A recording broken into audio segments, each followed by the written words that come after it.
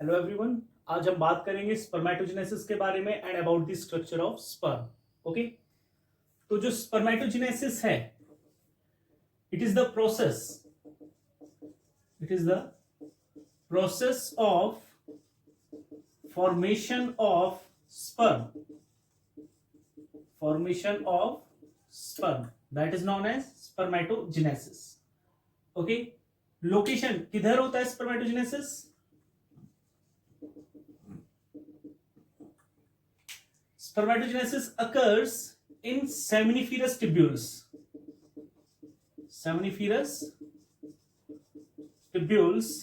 In testis of male human. जो seminiferous tubule है, it has lining of germinal epithelium in which two type of cells are present, जिसके अंदर दो तरह के सेल्स होते हैं। जो फर्स्ट हैं वो हैं जर्म सेल्स और जो सेकंड हैं वो हैं सर्टोली सेल्स। जो जर्म सेल्स हैं, these are also known as gametic cells, जो आगे चलकर बनाएंगे स्पर्म। जो सर्टोली सेल है ये कराता है provide nutrition to the sperm. ये न्यूट्रिशन प्रोवाइड कराएगा स्पर्म को। Okay, then phases in spermatogenesis में जो स्टेप्स इन्वॉल्व हैं वो कौन कौन से हैं?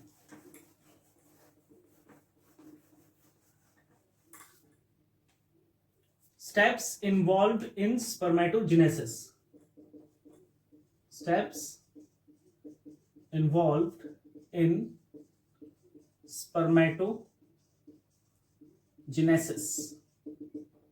जो फर्स्ट स्टेज है that is the formation of spermatid.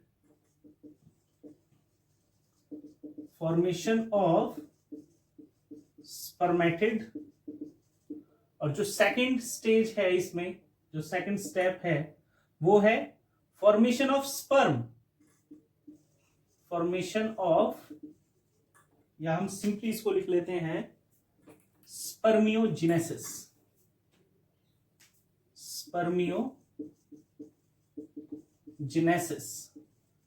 और स्पर्मियोजेनेसिस में होता है क्या है? जो स्पर्मेटिड है वो चेंज होता है स्पर्म में। Okay, first one is formation of spermatid. जो फर्स्ट स्टेज है हमारी that is formation of spermatid. तो इसमें 3 फेजेस इन्वॉल्व हैं हमारे। First is multiplicative phase, second is growth phase and third one is maturation phase. जो third one है that is maturation phase. Okay, जो फर्स्ट है हमारा मल्टीप्लिकेटिव फेज। ओके, क्या होगा मल्टीप्लिकेटिव फेज में? जो germ cells divides by mitosis और प्रोड्यूस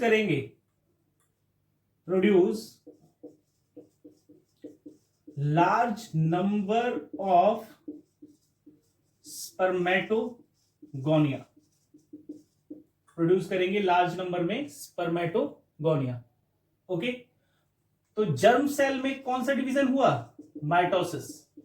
क्या प्रोड्यूस हुए? स्पर्मेटोगोनिया प्रोड्यूस हुए। और ये जो स्पर्मेटोगोनिया है ये भी 2 तरीके के प्रोड्यूस होंगे, टाइप ए और second type B. Type A spermatogonia ये आगे चल के डिवाइड करेंगे, divide to form further spermatogonia, आगे चल के, ताकि ये और स्पर्मेटोगोनिया बना सके। जबकि जो टाइप बी है इसको बनाना है आगे चल के स्पर्म, इसे आगे चल के बनाना है स्पर्म। ओके, साथ के साथ में यहां पे जो इनका नेचर है वो भी मेंशन कर देते हैं। जो स्पर्मेटोगोनिया है it is diploid in nature 2n। Okay, तो इससे क्या बना, हमारी टाइप बी स्पर्मेटोगोनिया बना, टाइप बी स्पर्मेटोगोनिया। इसका नेचर भी कैसा है, it is also diploid in nature 2n। कैसा है इसका नेचर भी, डिप्लॉयड है। ओके, अब सेकंड फेज आता है ग्रोथ फेज। ग्रोथ फेज में क्या होगा, जो ये टाइप बी स्पर्मेटोगोनिया है ये ग्रो करेगा साइज में, grow in size by taking nutrition, by taking nutrition from Sertoli cell, Sertoli cell से न्यूट्रिशन लेकर, और फिर ये क्या बना लेगा, प्राइमरी स्पर्मेटोसाइट। क्या बनाएगा, प्राइमरी स्पर्मेटोसाइट। और इसका नेचर भी कैसा है, it is also diploid in nature. कैसा है ये भी नेचर में, डिप्लॉयड है। ओके, देन फिर आता है हमारा third one, maturation phase. Third one is maturation phase. Maturation phase में क्या होगा, जो प्राइमरी स्पर्मेटोसाइट है यहां पे होगा मियोसिस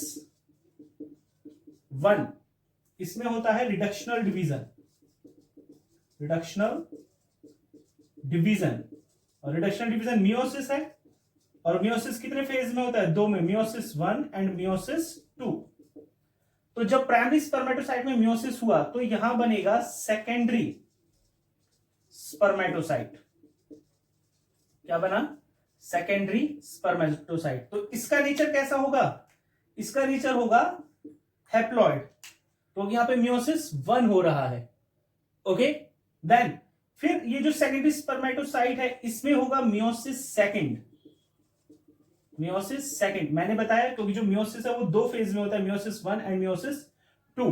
तो प्राइमरी स्पर्मेटोसाइट मियोसिस 1 से चेंज हुआ सेकेंडरी स्पर्मेटोसाइट में, सेकेंडरी स्पर्मेटोसाइट मियोसिस सेकंड से चेंज होगा स्पर्मेटिड में, इसमें चेंज हुआ स्पर्मेटिड में। Is that clear? तो ये 3 फेज हैं, कौन कौन से, multiplicative phase, growth phase and maturation phase. क्या हो रहा है इसमें, जो स्पर्मेटोगोनिया है उससे लास्ट में क्या बना है हमारा, spermatid, formation of spermatid. Spermatid हमारा बन चुका है। सेकंड स्टेप है स्पर्मियोजेनेसिस, यानी कि स्पर्मेटिड से स्पर्म का बनना। ओके,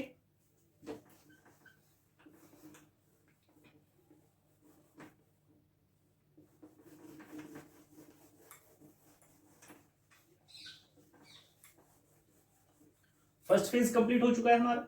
सेकंड इज स्पर्मियोजेनेसिस, यानी कि स्पर्मेटिड का स्पर्म में चेंज होना। जो स्पर्मेटिड है ये कैसा है, immotile,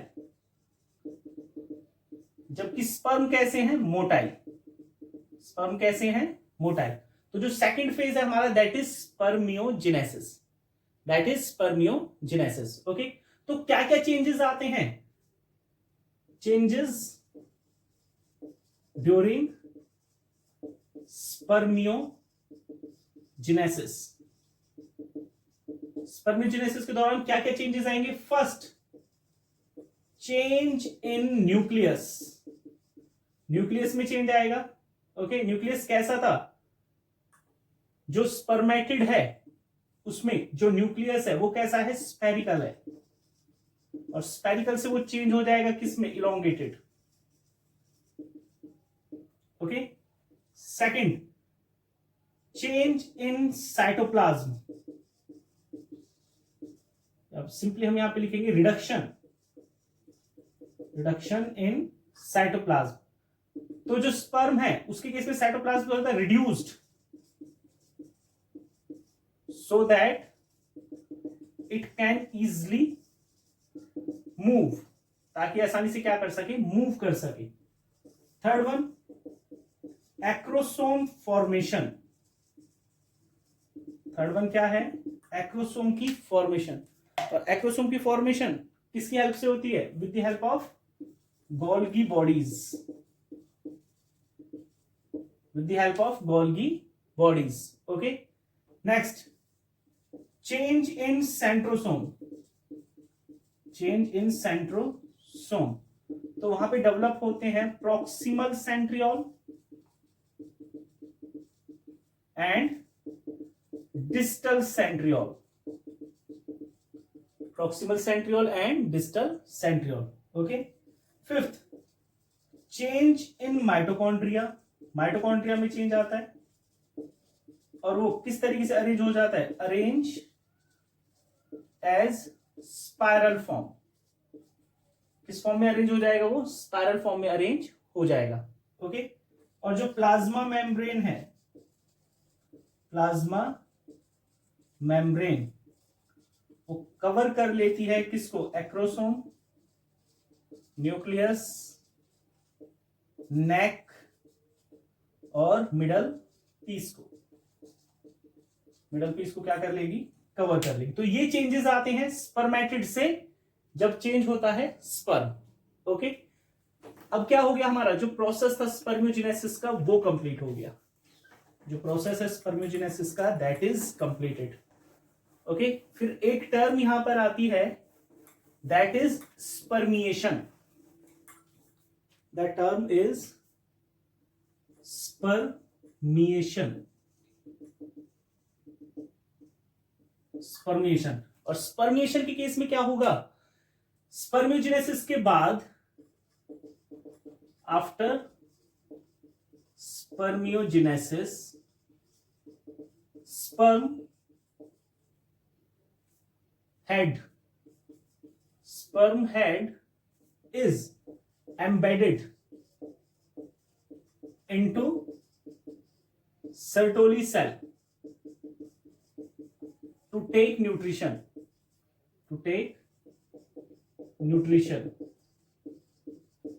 and then comes out from seminiferous tubule.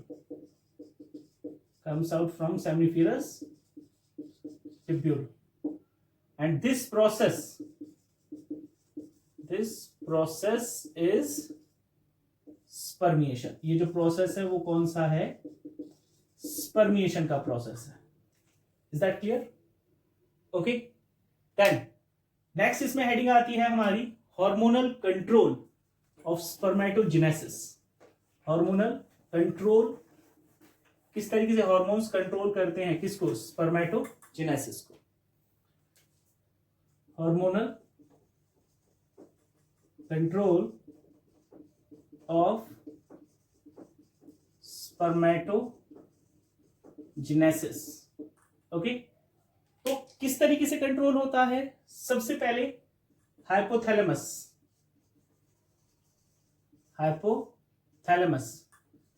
क्या होगा? GnRH, गोनेडोट्रोपिक रिलीजिंग हार्मोन का जो लेवल है वो क्या हो जाएगा? इंक्रीज हो जाएगा. ओके, और ये एक्ट करेगा किसके ऊपर? एंटीरियर पिट्यूटरी के ऊपर. It will act on anterior pituitary. और जो एंटीरियर पिट्यूटरी है वो एक्ट करेगा LH और FSH, luteinizing hormone, follicle stimulating hormone के ऊपर. ओके, और ये LH ये एक्ट करेगा, एक्ट ऑन लेडिग सेल. इसके ऊपर एक्ट करता है ये लेडिग सेल पे. लेडिग सेल किस चीज में हेल्प करेंगे? They help in release of testosterone, जो कि क्या है? Male sex hormone. क्या है ये? Male sex hormone. किस चीज के लिए रिस्पॉन्सिबल है? It is responsible for secondary sexual character. Secondary sexual character के लिए. सेकंड, जो FSH है ये एक्ट करेगा सर्टोली सेल्स पे. सर्टोली सेल्स से ABP और इनहिबिन रिलीज होता है. क्या रिलीज होगा? ABP यानी कि androgen binding protein, androgen binding protein, और इनहिबिन रिलीज हुआ। जो इनहिबिन है ये क्या करता है, सप्रेस एफएसएच सिंथेसिस। एफएसएच की सिंथेसिस को क्या करेगा, ये रोकेगा जब इसका सिक्रीशन बहुत ज्यादा हो जाएगा। जो एबीपी है, एंड्रोजन बाइंडिंग प्रोटीन, ये क्या करेगा, ये कंसेंट्रेट्स टेस्टोस्टेरोन किसमें, इन सेमिनिफेरस टिब्यूल्स। सेमिनिफेरस टिब्यूल में क्या करेगा, उन्हें कंसेंट्रेट करेगा। ओके, देन अब इसमें हमारा लास्ट आता है about the structure of sperm. किसके बारे में आएगा, स्पर्म की स्ट्रक्चर के बारे में। With the help of this diagram बहुत आसानी से आपको लर्न हो जाएगा, और ये काफी इंपॉर्टेंट टॉपिक भी है, 3 मार्क्स में पूछ लिया जाता है। ओके, तो जो स्पर्म है, स्पर्म की जो स्ट्रक्चर है, इसके बारे में सबसे पहले ऑब्जर्व किसने किया इसे, ल्यूवेनहुक ने सबसे पहले ऑब्जर्व किया, डिस्कवर किया स्पर्म को। तो इसके जो पार्ट्स हैं कौन कौन से हैं, जो फर्स्ट पार्ट है that is head. First part कौन सा है, हेड। ओके, हेड के भी 2 पार्ट हैं। फर्स्ट पार्ट है इसमें एक्रोसोम, और सेकंड पार्ट है इसमें nucleus. Second part is nucleus. First part हो गया acrosome, second part is nucleus. जो एक्रोसोम है अभी बताया, इट इज ड्राइव्ड फ्रॉम, किससे ड्राइव्ड है ये, Golgi bodies.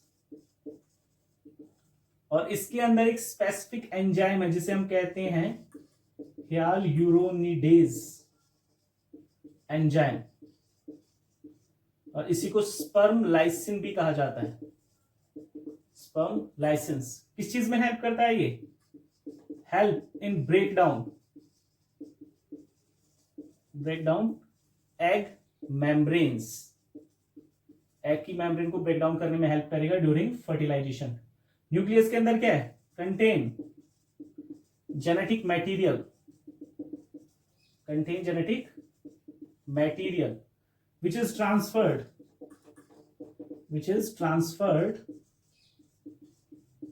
from one generation to another,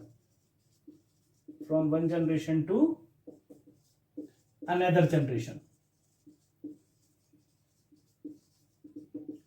और न्यूक्लियस ही डिसाइड करता है sex of the new baby. Okay, जो सेकंड आता है इसमें हमारा, that part is neck. Second जो पार्ट है दैट इज नेक। ओके, तो यहां पे 2 सेंट्रियोल हैं। पहला है प्रॉक्सिमल सेंट्रियोल, दूसरा है distal centriole. Proximal centriole and distal centriole. जो प्रॉक्सिमल सेंट्रियोल है ये हेल्प करता है किसमें, it help in cleavage during embryonic development.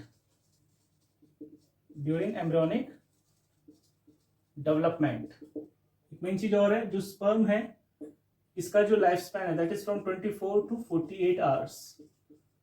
Microscopic. Okay, जो डिस्टल सेंट्रियोल है ये, तो ये आगे चल के बनाता है axial filament of the tell.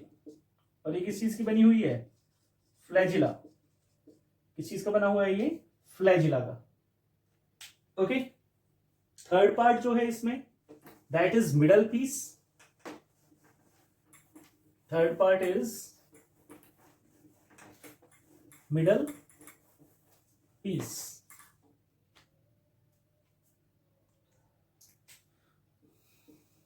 Third part is middle piece, जो बना हुआ है किसका, which is made up of mitochondria.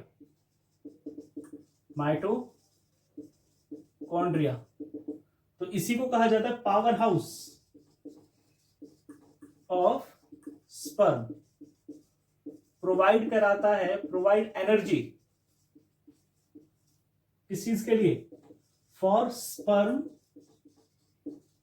Mortality, sperm की मोर्टेलिटी के लिए।